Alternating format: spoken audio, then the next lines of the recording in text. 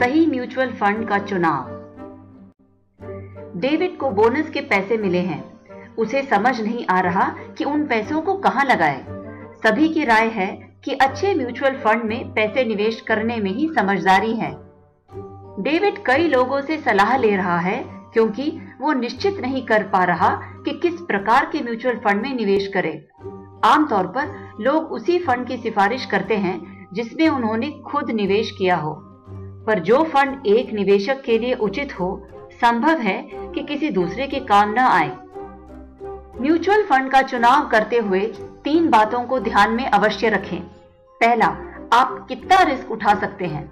दूसरा, कितना रिटर्न कमाने की उम्मीद करते हैं। और तीसरा, कितने समय के लिए निवेशित रह सकते हैं। मार्केट में उपलब्ध म्यूचुअल फंड को 3 श्रेणियों में बांटा जा सकता है।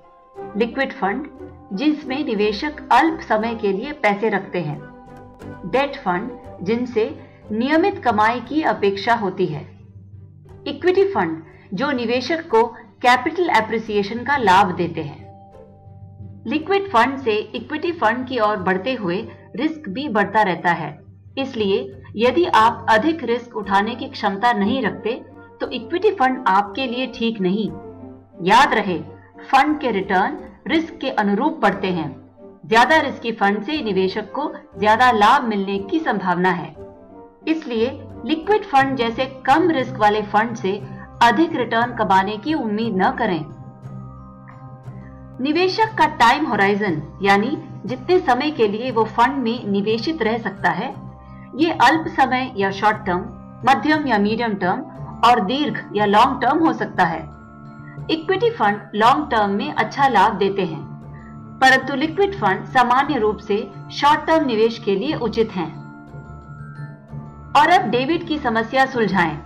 उसे बोनस के पैसे फौरन खर्चे के लिए नहीं चाहिए, तो जब तक म्यूचुअल फंड का चुनाव हो, वो पैसों को लिक्विड फंड में निवेश करे। डेविड अभी जवान और रिस्क उठाने के काबिल है, इसलिए इक्विटी फंड में निवेश के बारे में अवश्य सोचें।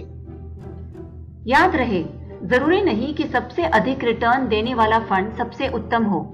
निवेशक वही फंड चुने जो उनके रिस्क लेने की क्षमता और भविष्य के लक्ष्य के दृष्टिकोण से उचित हो।